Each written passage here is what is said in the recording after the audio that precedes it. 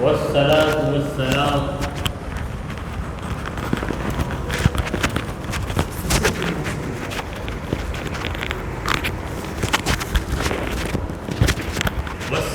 والسلام على سيد المرسلين وخاتم النبيين سيدنا مولانا محمد وعلى آله وصحابه أجمعين. أما بعد، فأعوذ بالله من الشيطان الرجيم. بسم الله الرحمن الرحيم. إنا أرسلناك شاهدا ومبشرا ونذيرا. صدق اللہ مولانا العظیم. حاضرین محفل، السلام علیکم ورحمۃ اللہ وبرکاتہ. اللہ رب العزت جل وعلا کی ہم پر بے پناہ مہربانی ہے کہ اس نے ہمیں آقائے نامدار احمد مختار مدنی تاجدار دونوں جہاں کے سردار حضرت محمد مصطفیٰ رسول خدا صلی اللہ تعالی علیہ وآلہ وسلم کی بابرکت امت میں پیدا فرمایا. سامعین کرام، احادیث رسول کی تدریس و توضیح کا یہ سلسلہ گزشتہ ہفتہ بارش کی وجہ سے نہیں ہو سکا، جس کا اثر یہ ہے کہ آج بارش بھی رک گئی اور حاضرین کی آمد بھی رک گئی ہے. تو ایک ہفتہ جب وقفہ دیا جاتا ہے تو حاضرین اس وقفے کی سزا یہ دیتے ہیں کہ دوسرے ہفتے میں بالکل ہی غائب ہو جاتے ہیں. تو بہرحال جتنے بھی یہاں پہ موجود ہیں وہ سب احادیث رسول سے استفادہ کریں تو یہی بہت بڑی نعمت ہے. کیونکہ درس حدیث یہ ضروری نہیں کہ ہزاروں کو دیا جائے. اگر ایک کو بھی دیا جائے تو درس حدیث کا ثواب ملتا ہے اور اس کا فائدہ حاصل ہو جاتا ہے. تو اس تمہیدی گفتگو کے بعد چلیے احادیث کی طرف.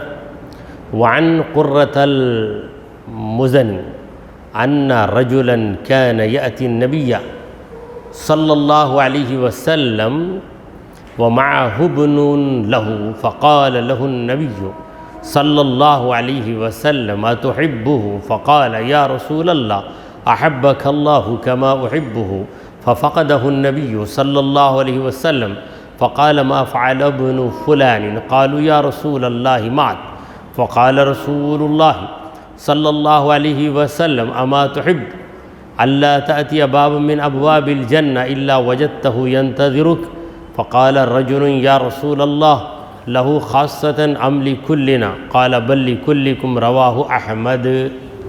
یہ مکمل حدیث میں نے آپ کے سامنے پڑھ لی ہے. حدیث سمجھ میں آئے یا نہ آئے، حدیث کے الفاظ جو کان کے اندر سے گزرتے ہیں تو اس کی برکت کان سے ہوتے ہوئے دل تک پہنچ جاتی. ایک صحابی ہیں، ان کا نام ہے قرۃ المزنی. قرہ ان کا نام ہے، مزنی یہ نسبت ہے قبیلے کی طرف. قرۃن کا معنی ہے ٹھنڈک. قرۃ العین آنکھوں کی ٹھنڈک، قرۃ العین.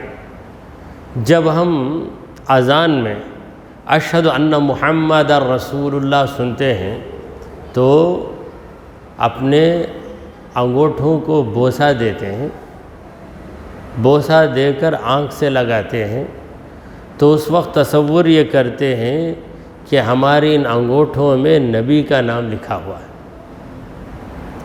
تو اس وقت جو ورد پڑھا جاتا ہے وہ ہے قرۃ عینی بک یا رسول اللہ. یا رسول اللہ میری آنکھوں کی ٹھنڈک آپ سے ہے. صلی اللہ علیہ یا رسول اللہ، اللہ آپ پر درود اتارے اے اللہ کے رسول. یا قرت عینی بک یا رسول اللہ، یا رسول اللہ میری آنکھ آپ ہی سے ٹھنڈی رہیں گی، آپ کو دیکھوں گا تو میری آنکھوں کو ٹھنڈک محسوس ہوگی۔ تو یہ قرت کا جو لفظ ہے اس کا ترجمہ آپ کے سامنے عرض کرتا ہوں۔ تو صحابی کا نام تھا قرہ۔ وہ روایت کرتے ہیں کہ ایک شخص ان رجلاً، ایک شخص نبی کریم صلی اللہ علیہ وسلم کے پاس آیا کرتا تھا۔ مدینے کے صحابہ تو تھے ہی، تو ایک شخص آتا تھا تو وہ بھی صحابی تھی، روایت کرنے والے صحابی، اور جس کے بارے میں بول رہے ہیں وہ بھی صحابی، مگر ان کا نام نہیں معلوم، اس لیے انہوں نے ان کا ذکر کیا کہ ایک شخص سرکار دو عالم صلی اللہ علیہ وسلم کے پاس آتے بیٹھتے جاتے تھے، حضور کی محفل میں بیٹھتے جاتے تھے۔ وہ اجنبی تھے، شاید دیہات کے رہنے والے تھے۔ دیہات کے لوگ کبھی کبھی حضور کے پاس آتے کیونکہ دور دراز سے آنے میں دقت ہوتی تھی، مگر جنہیں شوق ہوتا وہ ہفتے میں ایک بار، 4 دن میں ایک بار آ جاتے تھے۔ تو ایک صاحب سرکار دو عالم صلی اللہ علیہ وسلم کے پاس آیا کرتے تھے، اور ان کے ساتھ ان کا ایک بیٹا تھا، وَمَعَهُ ابن لَهُ، اپنے بیٹے کو لے کر آتے تھے، چھوٹا بیٹا 2 سال کا یا 3 سال کا، ہمیشہ بیٹے کو لے کر حضور کی محفل میں آتے، اپنے ساتھ بچے کو رکھتے، پھر بچے کو لے جاتے اور بچے کا بڑا دھیان رکھتے تھے، بچے کو دیکھتے تھے۔ تو ایک بار حضور صلی اللہ علیہ وسلم نے ان سے پوچھا، فقال له النبی صلی اللہ علیہ وسلم، نبی کریم صلی اللہ علیہ وسلم نے ان سے پوچھا، کیا تو تیرے بیٹے سے محبت کرتا ہے؟ اتحبہ، کیا تو اس سے محبت کرتا ہے؟ تو انہوں نے عجیب جواب دیا۔ تھے دیہاتی، جو دیہاتی لوگ رہتے ہیں ان کا دل صاف رہتا ہے، مگر جو جی میں آیا وہ کہہ دیتے ہیں۔ انہوں نے کہا، فقال یا رسول اللہ، عرض کرنے لگے، اے اللہ کے رسول، احبک اللہ کما احبہ، میں دعا کرتا ہوں کہ اللہ آپ سے ایسی ہی محبت کرے جیسی محبت میں میرے بیٹے سے کرتا ہوں۔ یعنی میرے بیٹے سے مجھے اتنی محبت ہے کہ اتنی زیادہ محبت اللہ بھی آپ سے کرے، یہ میری خواہش ہے۔ اس طریقے سے انہوں نے جواب دیا۔ یہ ایک مطلب ہے اس کا۔ دیہاتی تھے، سرکار دو عالم صلی اللہ علیہ وسلم نے کچھ نہیں ٹوکا، حضور نے یہ نہیں کہا اللہ کی محبت کیا اتنی چھوٹی ہے جتنی تیری محبت تیرے بیٹے سے۔ حضور نے ایسا نہیں کہا۔ ہمارے نبی کریم صلی اللہ علیہ وسلم بڑے حکیم حکمت والے تھے، کسی کا دل توڑے بغیر ہی اس کی تربیت کر دیتے۔ کہنے والا محبت سے کہا ہے، پیار سے کہا ہے، حضور کی محبت اس کے دل میں ہے، کہا کہ میری تمنا ہے، جیسا کہ بعض لوگ بڑے پیار و محبت سے کہتے ہیں کہ میری خواہش ہے کہ آپ میرے گھر میں ہی رہ جائیں، یہ نہیں سوچتے کہ میرے گھر میں ان کو رکھ لوں تو ان کے بچے کیا کریں گے، ان کی بیوی کیا کرے گی۔ محبت، میں چاہتا ہوں کہ آپ ہمیشہ میرے گھر میں رہ جائیں، کیا میرا گھر، آپ کا گھر چھوٹے ہوئے تو چھوٹے، میرے گھر میں رہنا، یہ میری خواہش ہے۔ تو یہ محبت کی وجہ سے آدمی نادان ہو جاتا ہے، محبت میں آدمی نادان ہو جاتا ہے، یہ نادانی معاف ہے، محبت کی نادانی معاف ہے۔ دوسرا مطلب یہ ہے کہ یا رسول اللہ، میں میرے بیٹے سے محبت کرتا ہوں، اسی طرح آپ بھی اللہ کے محبوب بن جائیں، اللہ بھی آپ سے محبت کرے۔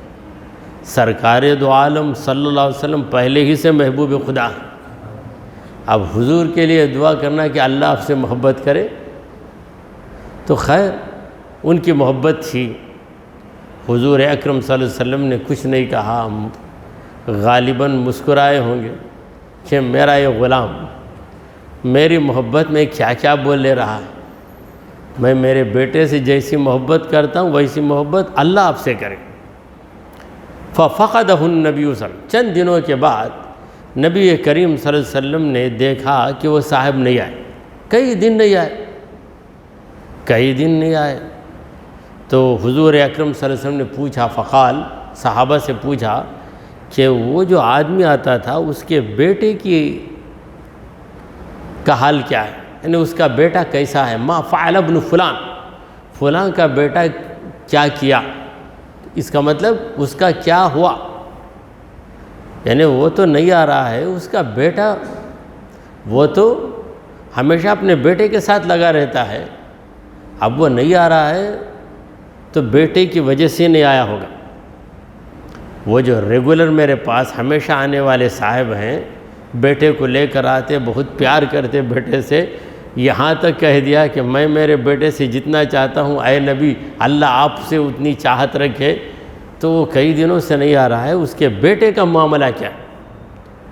تو باپ کی خیریت پوچھنے کے بجائے حضور بیٹے کی خیریت پوچھ رہے، حالانکہ وہ باپ بھی نہیں آ رہا ہے، بیٹا بھی نہیں آ رہا ہے۔ تو بیٹے کو باپ سے اتنا تعلق، باپ بیٹے سے اتنا پیار کرتا ہے کہ حضور نے کہا کہ اس کے بیٹے کا کیا ہے وہ جان پائے۔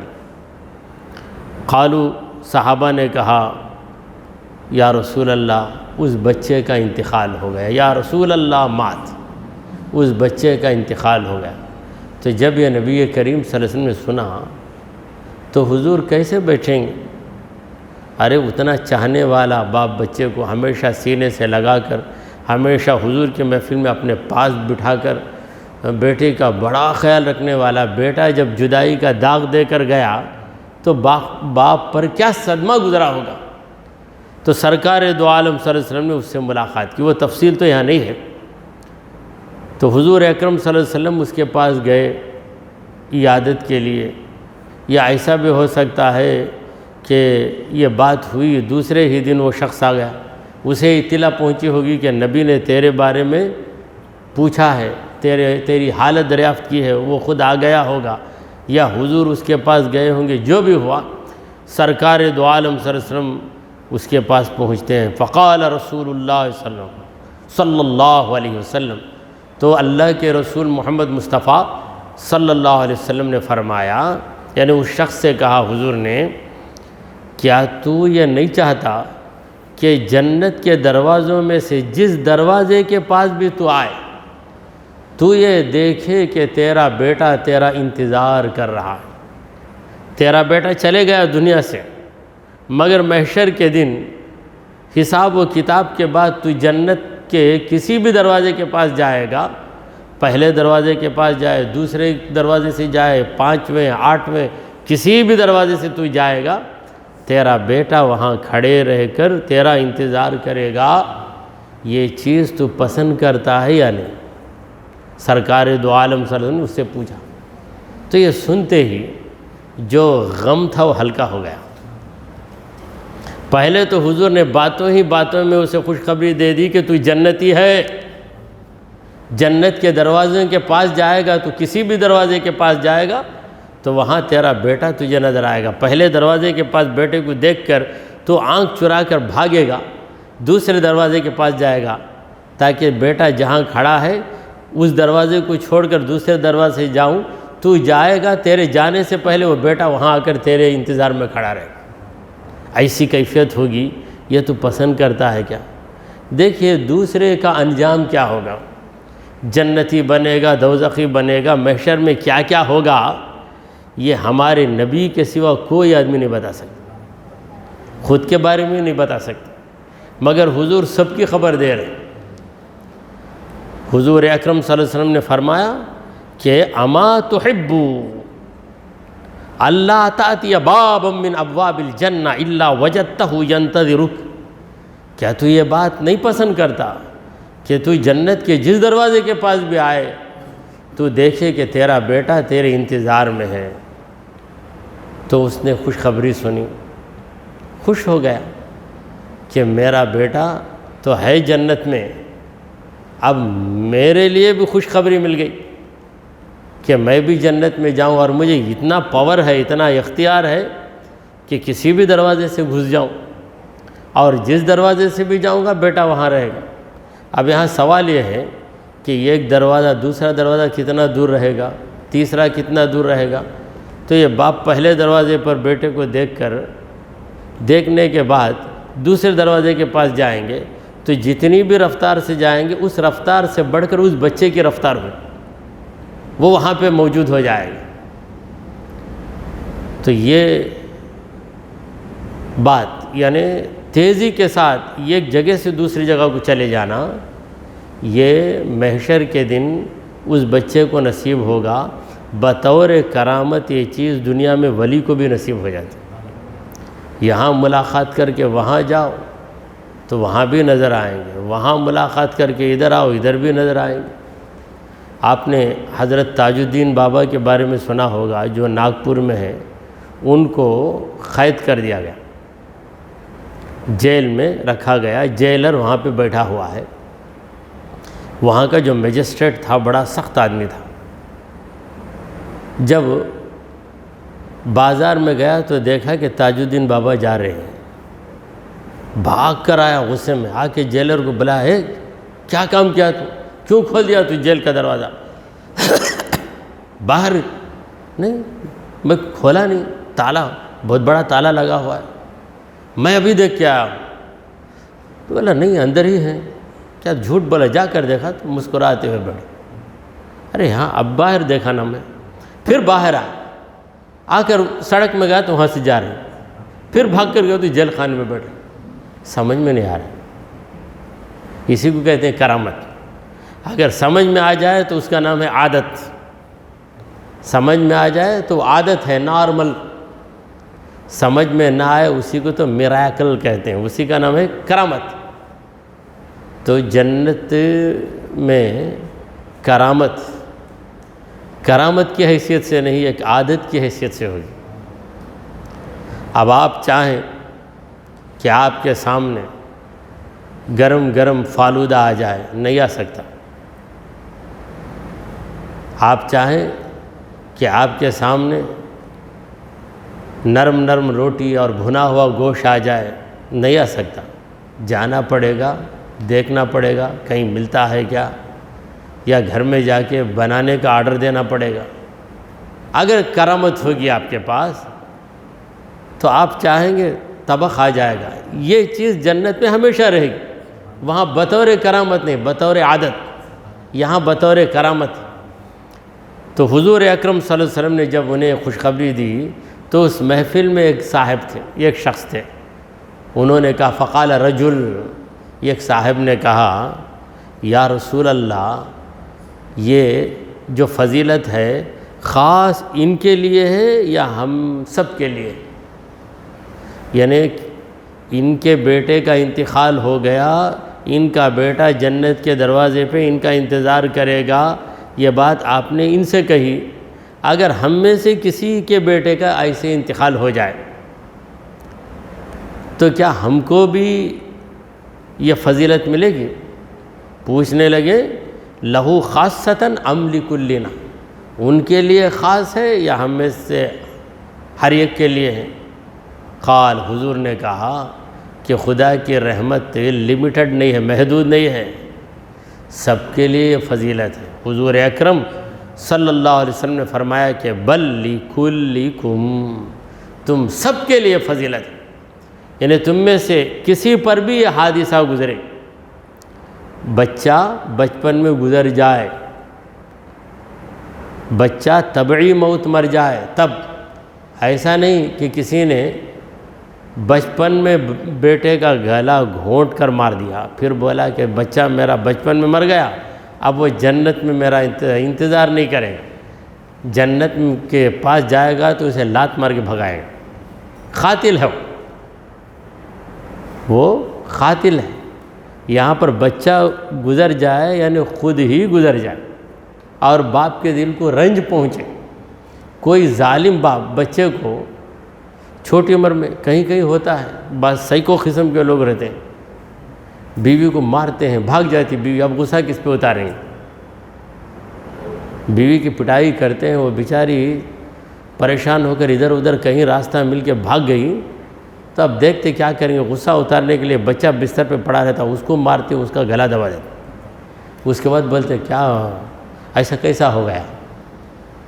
تو ایسے بیوقوف لوگ بھی زمانے میں ہیں، تو ایسے لوگوں کو یہ فضیلت نہیں ہے۔ جو بچے کو قتل کر دے اسے یہ فضیلت نہیں، جو بچے سے محبت رکھے، بچہ گزر جائے، بچے کی موت پہ بھی صبر کرے، اپنی زبان سے شکایت کا کلمہ نہ نکالے، تو اس کے لیے یہ فضیلت ہے۔ اس حدیث کو امام احمد نے روایت کیا۔ امام احمد بن حنبل بہت بڑے محدث، ان کی ایک کتاب ہے مسند احمد، اس میں یہ حدیث موجود ہے۔ چلیے ایک اور حدیث پڑھ لیتے ہیں۔ وعن علی قال قال رسول اللہ صلی اللہ علیہ وسلم ان السقط لیراغم ربہ اذا ادخل ابویہ النار فقال ایہا السقط المراغم ربہ ادخل ابویک الجنۃ فیجرہما بسررہ حتی یدخلہما الجنۃ، رواہ ابن ماجہ۔ حضرت علی رضی اللہ تعالیٰ عنہ اس حدیث کے راوی ہیں، اس حدیث کے رپورٹر، اس حدیث کی روایت کرنے والے۔ وعن علی، انہوں نے کہا کہ اللہ کے رسول محمد مصطفیٰ صلی اللہ علیہ وسلم نے فرمایا، قال رسول اللہ صلی اللہ علیہ وسلم۔ عموماً عربی میں پڑھ کے اردو میں ترجمہ کر رہے ہیں، میں نے دوسرا طریقہ اختیار کیا ہے، اردو میں کہہ کر پھر عربی میں بولتا ہوں، کیونکہ بات سمجھ میں آ جائے، پھر عربی عبارت آپ سنیں گے تو اس درس حدیث کی برکت سے عربی زبان بھی ایک حد تک آ جائے گی، یہ امید ہے۔ تو اللہ کے رسول صلی اللہ علیہ وسلم نے فرمایا کہ جب کچا بچہ، اسے کہتے ہیں سقط، یعنی ابھی پورا نہیں ہوا، 6 مہینے ہی ہوئے، 6 مہینے کے اندر کا بچہ ماں کے پیٹ ہی میں اس کا انتقال ہو گیا، یا مکمل ہونے کے پہلے ہی گر گیا، حمل وضع ہو گیا، تو یہ بچہ جسے کچا بچہ کہتے ہیں، عربی میں کہتے ہیں سقط۔ سقط کے معنی ہے گر جانے والا۔ کب گرنے والا؟ یعنی مکمل ہونے کے پہلے گر جانے والا۔ تو یہ ادھ کچا بچہ یہ کیا کرے گا؟ اپنے رب سے جھگڑا کرے گا، لیراغم ربہ، اپنے رب سے جھگڑا کرے گا۔ یہ جھگڑا جو ہے اصلی معنی میں نہیں ہے، جھگڑا کرنے کا مطلب اپنا حق جتانا۔ جیسے دوست کہتے ہیں کیا جھگڑا کرتا بھائی، ذرا میں کل نہیں گیا اس کے گھر کو، ایسا جھگڑا کرتا ہے۔ تو جھگڑا پیار والا جھگڑا، دشمنی والا جھگڑا نہیں۔ تو یہ کچا بچہ، کچا بچہ اپنے رب سے جھگڑا کرے گا قیامت کے دن محشر کے میدان میں۔ اذا ادخل ابویہ النار، جب اللہ اس کے ماں باپ کو جہنم میں ڈال دے گا، ماں باپ جہنم میں چلے جائیں گے، تو یہ بچہ جو مکمل ہونے کے پہلے گر گیا، اسے زندگی ملے گی، یہ کہے گا کہ اے پروردگار، میری وجہ سے تو نے میرے ماں باپ کو بڑا دکھ دیا، میں پیدا ہی نہیں ہوا، میں دنیا میں آیا ہی نہیں، پیٹ ہی میں مر گیا، تو میری وجہ سے میرے ماں باپ کو دنیا میں صدمہ ہوا، اور آج تو میرے ماں باپ کو جہنم میں بھی بھیج رہا ہے، اے پروردگار ان کو نکال جہنم سے۔ تو یہ جھگڑا کرے گا۔ راغم کا جو لفظ ہے، یہ جھگڑا اپنے اصلی معنی میں نہیں ہے، بہت سے الفاظ اصلی معنی میں نہیں ہوتے۔ یہ جھگڑے کا لفظ ہر زبان میں استعمال ہوتا ہے، ہماری زبان میں کیا بھائی صبح صبح جھگڑا کرنے آگے، کھلا تم بھائی ناشتہ، آؤ بھائی میرے ساتھ میں۔ تو یہ اوریجنل جھگڑا نہیں ہے، یہ محبت کا کھیل ہے۔ تو جب اس طریقے سے وہ بچہ اللہ سے کہے گا، اے اللہ میرے ماں باپ کو جنت میں بھیج، کیوں ان کو جہنم میں ڈال دیا، دنیا میں ان کو دکھ دیا، میں مکمل طور پر اگر میں پیدا ہوتا تو ان کی کتنی آرزویں ہوتی، مجھے لیتے پالتے پرورش کرتے، لیکن میری وجہ سے ان کی آرزو ہی پوری نہیں ہوئی، اب بھی کیوں ان کو جہنم میں بھیج دیا۔ تو اللہ کہے گا ایھا السخط المراغم ربہ، اے بچے تیرے رب سے تو جھگڑا کر رہا ہے، اپنے رب سے جھگڑا کرنے والے کچے بچے سن لے، ادخل ابویک الجنۃ، تو خود جا تیرے ماں باپ کو پکڑ کر جنت میں ڈال دے، جا داخل کر دے، admit your parents into the paradise, جا تیرے بچوں کو پکڑ کے تو خود جنت میں بھیج دے ان کو، فیجرہما بسررہ، تو اپنے نال کے ذریعے یعنی ناف، بچہ صحیح سلامت پیدا ہو تو اس کی ناف کاٹ دی جاتی ہے، اگر نہیں تو وہ ناف یوں ہی رہتی، تو وہ ناف کے ذریعے اپنے ماں باپ کو کھینچے گا، تو کیسے کھینچے گا وہ کیفیت ہم نہیں بتا سکتے، تو اللہ تعالیٰ اسے وہ قوت دے دے گا، وہ کیفیت دے دے گا۔